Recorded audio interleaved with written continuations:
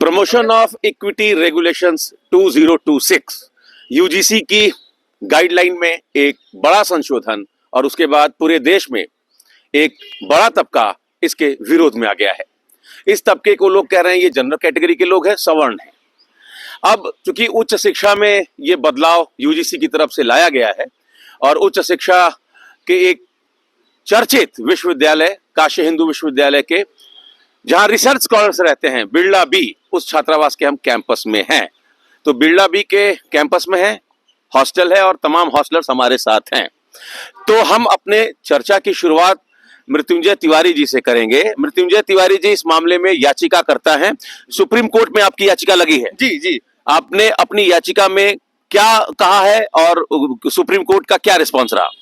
जी मैं आपको बताऊं कि जब यह नियम आया तो हमारे तमाम साथी लोग थे, सभी लोग आंदोलित थे और ये डिबेट का विषय था कि जिस शैक्षणिक संस्थाओं में हम लोग एक साथ बैठ के खाते हैं, पीते हैं, रहते हैं, इस तरह कोई जरूरत समझ में नहीं आती। आपके पास ऑलरेडी SC/ST आयोग है, OBC आयोग है, जो लोग भी गलत करते हैं आप डेटा उठा के देखिए किसके साथ कौन गलत करता है, कितने लोग फर्जी मुकदमे करते हैं, ये सब ओपन एंड शॉर्ट है। तो हम लोग बहुत चिंतित थे। इस संदर्भ में हम लोगों ने एक समता का जो है अवसर कि हमको कहाँ से जवाबदेही मिलेगी कि मैं किससे अपनी बात कहूंगा कि इन्होंने साहब हमको गलत जो है कि फंसाया है। इस संदर्भ में मैं अपने अधिवक्ता नीरज सिंह के माध्यम से सुप्रीम कोर्ट में याचिका दाखिल किया हूं कि इसमें स्टे लगाते हुए और सबको समानता का अवसर प्रदान किया जाए और जो लोग गलत तरीके से इसका दुरुपयोग करेंगे उनके ऊपर भी जुर्माने या फिर किसी तरह के दंड का प्रावधान किया जाए और एक सौहार्दपूर्ण माहौल सुनिश्चित हो जो पूरे देश के संविधान के मूल में है तो वह बने, जिससे आपसी बेमनस खत्म हो। और इसलिए हम लोग तमाम सामाजिक दायरे में रहते हुए, संवैधानिक दायरे में रहते हुए प्रयास हम लोग कर रहे हैं कि सरकार को पुनर्विचार करने की जरूरत है और उसको वापस लेके एक समानता का माहौल बना रहे हैं पूरे देश। तो आपके PIL पर सुप्रीम कोर्ट ने क्या कहा? हाँ जी, मेरा PIL एक्सेप्ट हो चुका है। मेरा PIL क्रमांक है 101/2026 और कोई अगली तिथि जल्दी ही नियत होने वाली है और हमको पूरी तरह से न्यायपालिका भरोसा है और मतलब उम्मीद इसलिए कह सकते हैं कि सुप्रीम कोर्ट में भारी भीड़ रहती है, लेकिन त्वरित जिस तरह से मैंने 2-3 दिन पहले भी याचिका दायर की अपने अधिवक्ता के जरिए नीरज सिंह के माध्यम से और एक्सेप्ट हो गया, तो शुभकामनाएं हैं। तो आपत्ति कौन कौन से प्रावधान पर है जो बदलाव आया है गाइडलाइन में? मैं बताता हूं कि जनरल का कोई प्रतिनिधि है नहीं। आपने OBC को, SC/ST को तो मान लीजिए शोषित वर्ग है, तो शोषक कौन है और उसका अगर शोषण होगा तो जवाबदेही किसकी तय होगी? अच्छा, कोई प्रतिनिधित्व तो हमारा है नहीं है। हाँ, रिप्रेजेंटेशन एक मामला मतलब।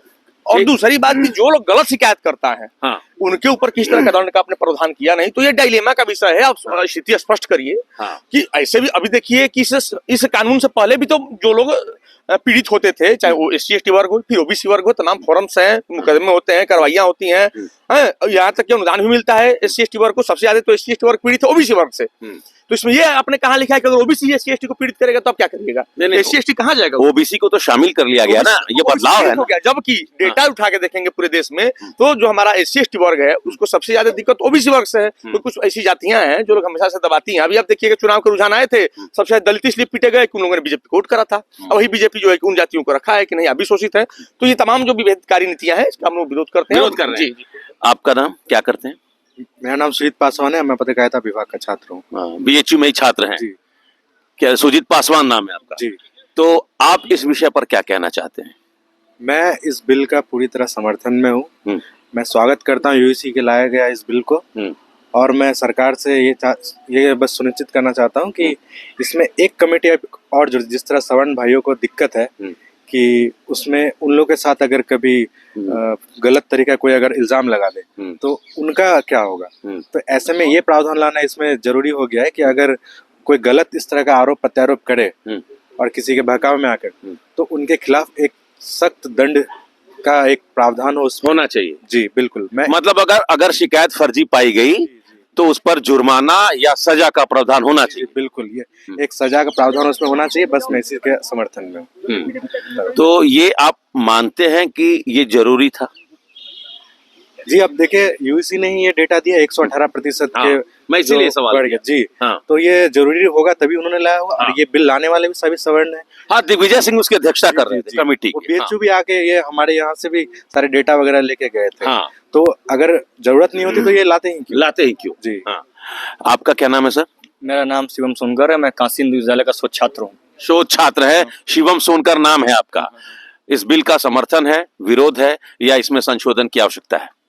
देखिए, सबसे पहले मैं जिस भूमि पे खड़ा हुआ हूँ वो भूमि पंडित मदन मोहन मालवीय साहब की है जी।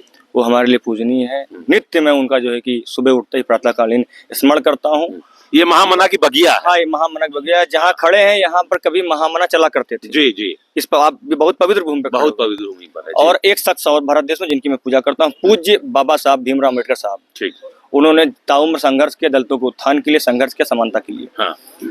ये जो बिल आया हुआ है समता के संवर्धन हेतु विनियम जो विश्वविद्यालय अनुदान आयोग ने दिया है, मैं इसका समर्थन करता हूँ, पुरजोर समर्थन करता हूँ। समर्थन इस बिहाफ पे करता हूँ कि दलित वर्ग सैकड़ों सालों से पीड़ित रहा है। ठीक बात है।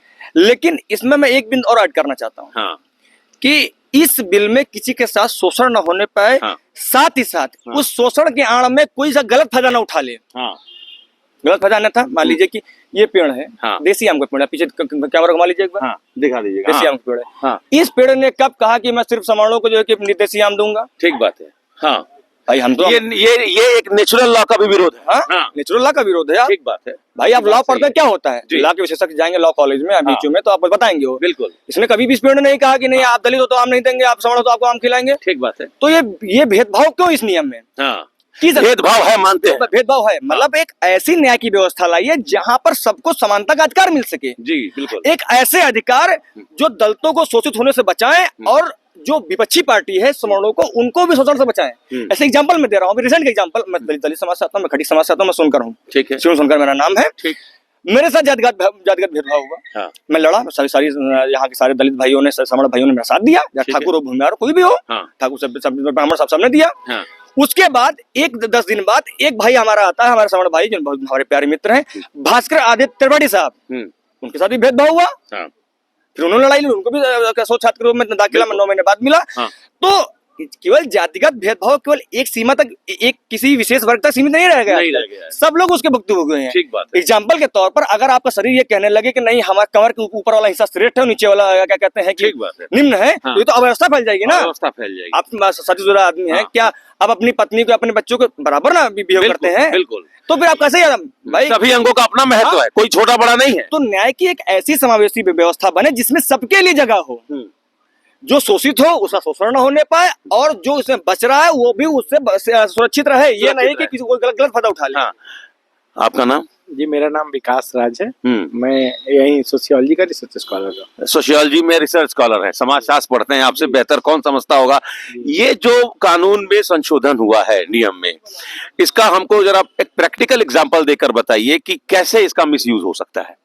देखिए, सबसे पहले तो सरकार को जिन बिंदुओं पे फोकस करना चाहिए उन बिंदुओं से हटकर ऐसे बिल्स ला रही है जिससे कैंपस के अंदर विद्वेष वाली भावना छात्रों में फैले। क्योंकि सरकार को पढ़ाई, कमाई पे, बच्चों की कमाई पे ध्यान देना चाहिए, रोजगार सृजन करना चाहिए, लेकिन सरकार छात्रों को बांटने के लिए ऐसे बिल ला रही है जो कि, और मुझे लगता है कि ये जो बिल है यूजीसी की ताबूत की आखिरी कील होगी। यूजीसी और शिक्षा व्यवस्था को खत्म करने के लिए ऐसे बिल को लाया जा रहा है। इससे डिस्टर्बेंस ज्यादा पैदा होगा।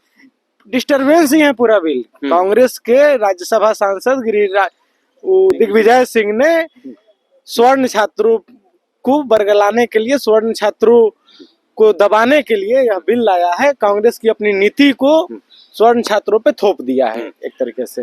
ये बताइए मृत्युंजय जी कि अब हम बिल्कुल खत्म करना चाह रहे हैं। ये बताइएगा कि आप लोग सब समझदार लोग हैं, रिसर्च स्कॉलर हैं, अब अपने जीवन में आगे बढ़ेंगे, नौकरी करेंगे, शादी करेंगे। अब चुनावी स्टंट है क्या?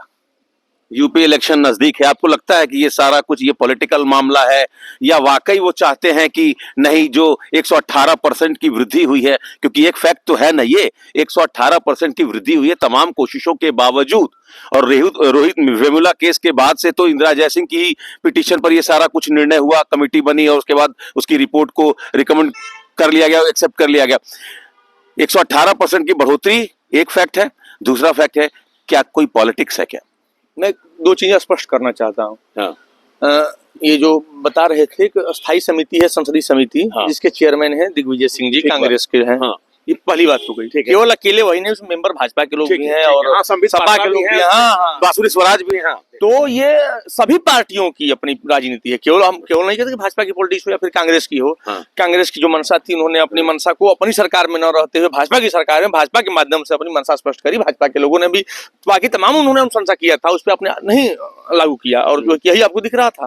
खैर, ये पूरी तरह से जो लोकतांत्रिक व्यवस्था है अपने भारत की, उसमें एक तोड़ जोड़ की राजनीति करने की कोशिश कर रहे हैं लोग। सारी पार्टियां इसमें सम्मिलित हैं और जो वर्ग है, जो हम लोग हैं, जैसे जो दलित वर्ग अलग डर रहा है, सामान्य वर्ग अलग डर रहा है, ये डर का माहौल बना के लोगों को तोड़ रहे हैं लोग कि अपनी उनकी वोट की राजनीति बनी रहे। ये डर का माहौल बनाया गया है। तो इतना है हाँ, डर है कि अगर आप इस बिल को लाए हैं तो फिर उस प्रावधान को भी लाइए कि छात्रावासों में ब्राह्मण छात्रों के कमरे में दूसरा जो अलॉटमेंट होगा वो ब्राह्मण छात्रों का ही होगा, दलित छात्रों के कमरे में दलित छात्रों का ही अलॉटमेंट होना चाहिए। नहीं तो मेरे कमरे में मैं जानता हूं कि कोई विद्यार्थी है जो आ रहा है और मेरे साथ रह रहा है, मेरे कमरे का अंतःवासी है वह विद्यार्थी, मैं उसकी जाति नहीं देख रहा हूँ, लेकिन अगर वो कल को मेरे पे आरोप लगाता है तो मेरा जो अकादमिक करियर है वो खत्म हो जाएगा।